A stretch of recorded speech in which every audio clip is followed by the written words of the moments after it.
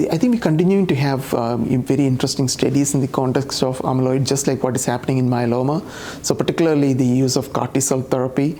There have been reports of CAR T-cells, particularly some data that was presented at the last amyloidosis workshop from Israel, where they have treated a number of patients with CAR T-cell in the setting of amyloid, and it appears to be effective.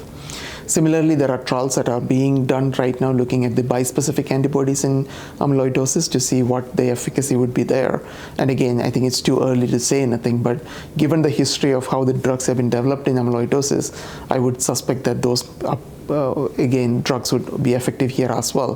What we really need to understand is the toxicity profile, which can be quite different in amyloid patients compared to the myeloma patients. And then there's Venetoclax that is also being used quite often outside of clinical trials, off-label, primarily because of its activity in 11-14 plasma cell disorders. And amyloidosis, almost half of the patients are 11-14 translocated. So there are clinical trials, again, phase 2 trials, and some plans for phase 3 trials for using Venetoclax in that setting as well.